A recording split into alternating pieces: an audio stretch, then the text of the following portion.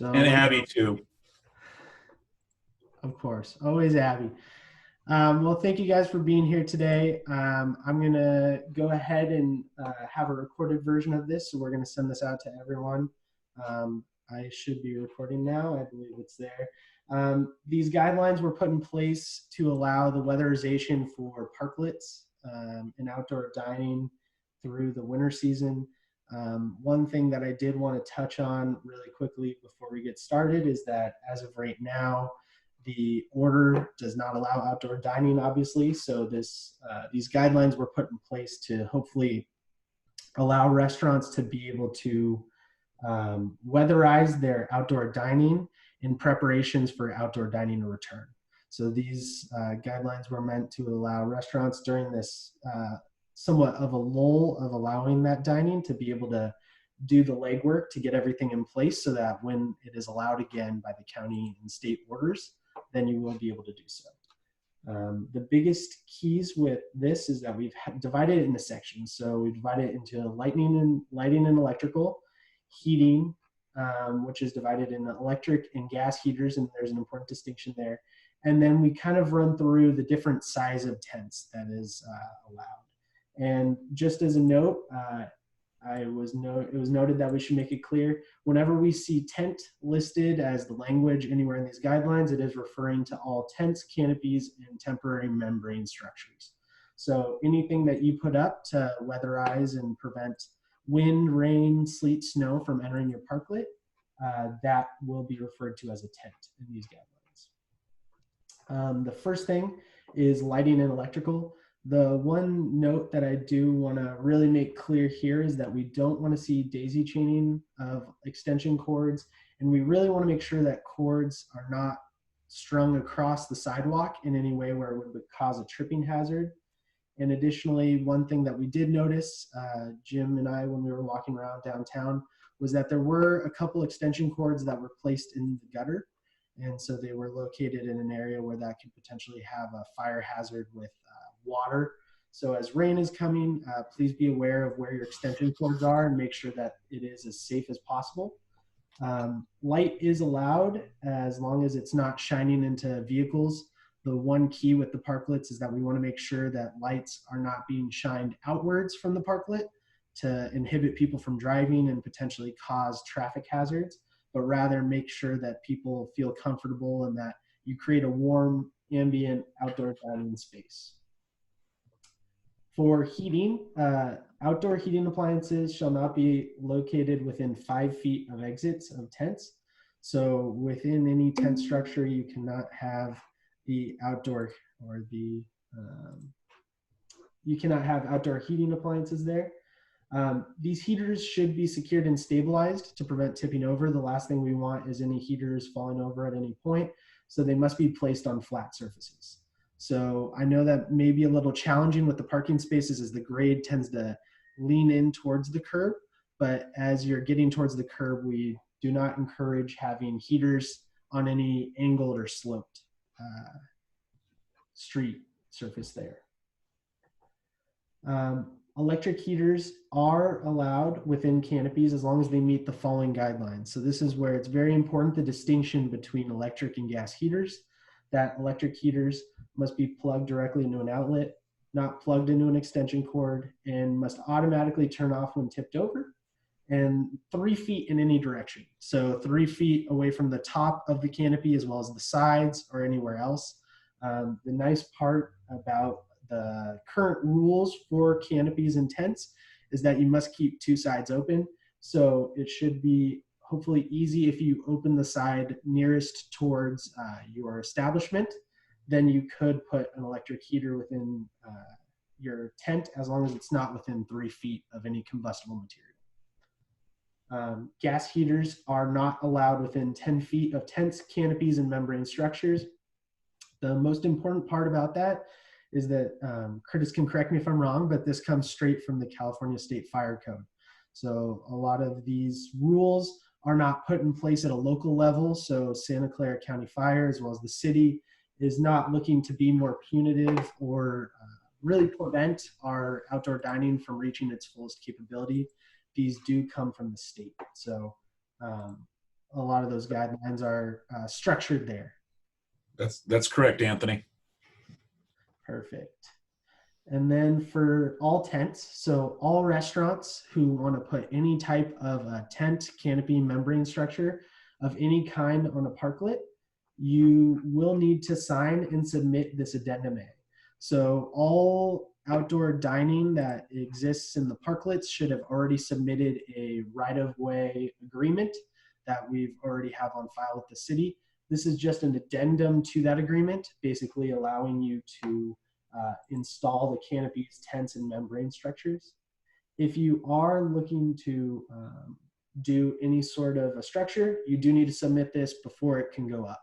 So as we start heading towards the rainy season and once we know when outdoor dining will resume, I will be coming out to downtown and just doing spot checks and individually talk to restaurants as we see them go up and making sure that all addendum A's are in.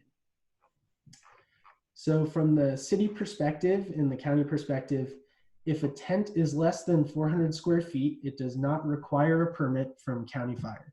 So the good news is that if you put up a 20 by 20 foot canopy, you do not need any sort of an agreement or permit beyond that addendum A. So as long as you submit that addendum A and you follow all the guidelines in this document, you're good to go.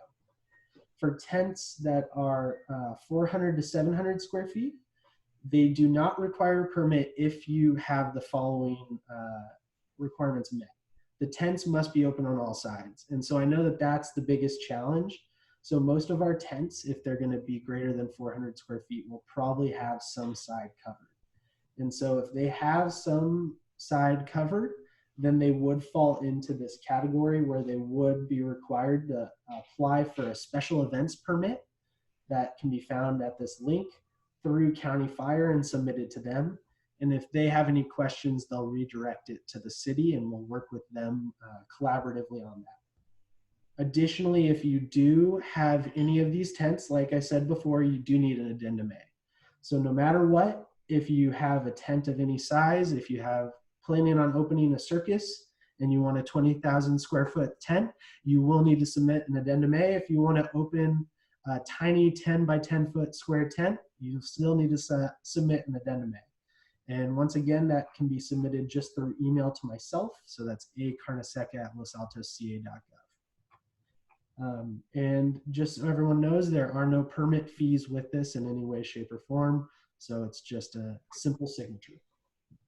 That's correct. Perfect. Curtis, you're my alley-oop guy. I'm sending it up there, slamming it home. The location of these tents. So these tents shall not be located within 20 feet of buildings, lot lines, parked vehicles, unless the following conditions are met. So it's very important you read that second section because I know that that immediately causes pause. The tent area just shall not exceed 10,000 square feet, and the means of egress for the building and the tent need to be met. So basically, people need to be able to get in and out of the tent and in and out of the restaurant without being hindered, and it's got to be smaller than 10,000 square feet, and you can put it within 20 feet of the buildings. The biggest key with locations is that we do not want any tents covering any area not within parklet. So if you do have a tent, please make sure that it is within the parklet area. We don't want to see parklets or tents out into the street or really heading out in different directions and then causing more of a hazard. For materials for the tent, you will need a certificate of flame resistance for the tent and canopy fabrics. And then each section of the large tent should have a permanently affixed durable label stating that that is the case. For support, this is where we did have a lot of discussion and trying to figure out the best way to approach this because different cities and jurisdictions have a lot of different rules. All tents just must be weighed down for wind resistance to the manufacturer guidelines. So if you do have any questions and you have a tent and you don't know what that means, please feel free to reach out to me and I'll be able to help you. I will go ahead and try and find that tent models guidelines. But if we're not able to, we will need an engineer's stamp just to verify that it won't be flying across the street the biggest thing we want to prevent is any canopies wandering down the street to another restaurant. So that will be a key. And then, as I said before, it's very important, tents must be open on 50% of the tent perimeter to allow the free flow of air per the county guidelines. And as those guidelines adjust, we will be adjusting the rules for this, for these canopies, simply because we want to follow whatever the latest health guidance is. So if the health guidance tells us that the tent perimeter can be closed on 60%, then we will adjust it depending on what the county and the state say, which clearly you can see here. And the tent shall not be erected for a period of more than 6 months. You know, at this point we're in January, so this would mean that it would go through August. I don't anticipate that by the time it comes to May or June, most of our restaurants will want to reopen their parklet to the sunshine and really reestablish that summer feeling for outdoor dining. So this shouldn't be too much of an issue. And then the biggest key, no cooking in tents and canopies, and no fuel-based heating in the tent. And then must comply with all additional fire code. I see Robert has joined us. Robert, thank you for being here. I am recording this, so I will go ahead and send it out to everyone via email, just so everybody has it. And now I'm going to open it up for questions, unless Curtis or Jose have anything to add. No, Anthony, I think you've been very thorough, and I do want to emphasize the anchoring is important. We've already had this occur in one of our jurisdictions where tents did break free that had not gone through the appropriate process. Thankfully, no one was injured. So just want to emphasize that. So thank you for having that on your requirements. Absolutely. And you know, that was something that we want to really emphasize, is that we want these outdoor dining facilities with this weatherization and with our parklets to be as safe as possible, which is why we're just asking that people follow these guidelines. Abby or Robert, do you have any questions, any specific concerns for any of your businesses? Not at the moment. Thank you, Anthony. Happy New Year to you. You too, Robert. Thanks for being here.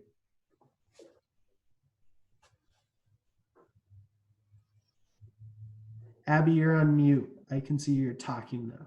Let me trying to unmute you.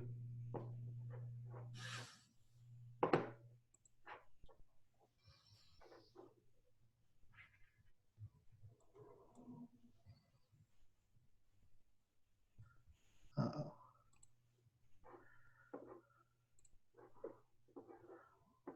I'm trying to unmute you, Abby. I don't know what happened.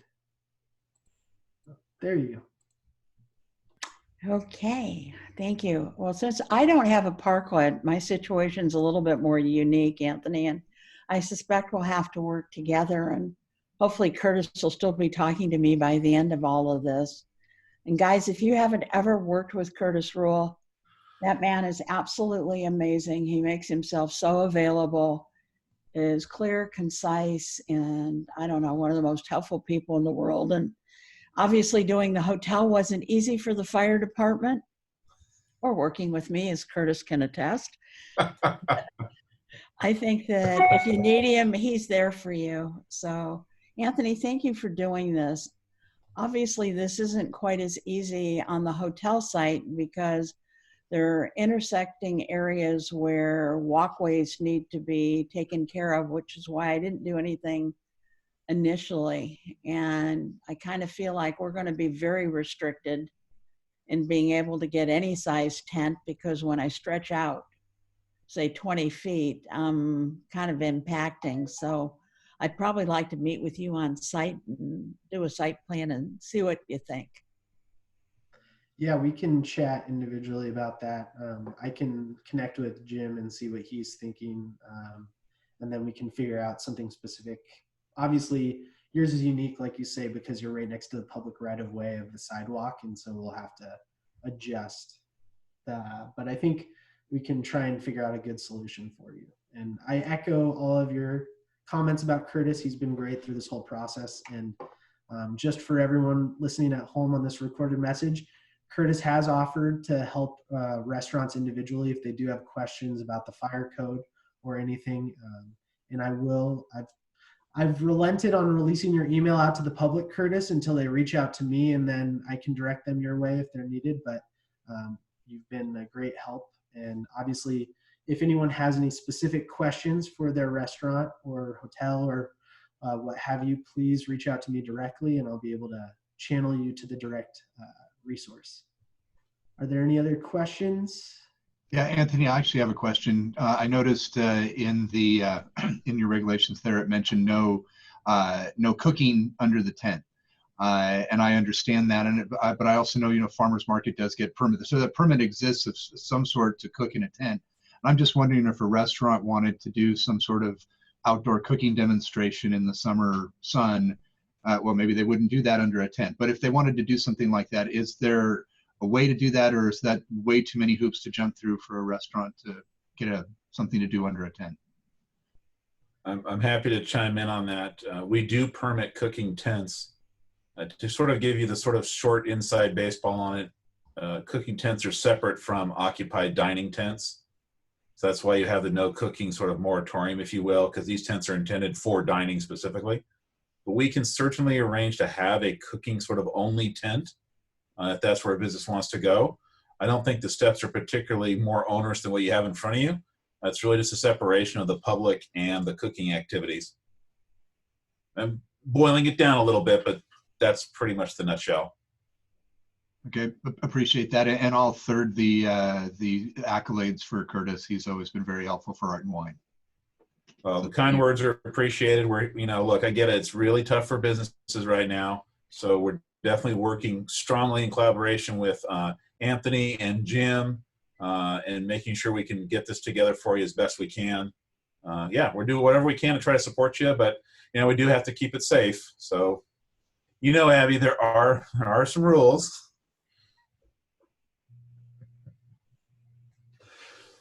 Great. Thank you, Scott. Do you have any other questions, or anyone else have any thoughts? Like Curtis has echoed, and I'll say it again, obviously every restaurant is unique and every situation is different, and we're more than happy to try to work individually if that's necessary. And but the big overarching concepts of these guidelines are put in place to keep everyone safe. And I really want to emphasize that the reason we have the rules, especially around heating and tents, is in order to keep everyone safe and follow the state guidelines.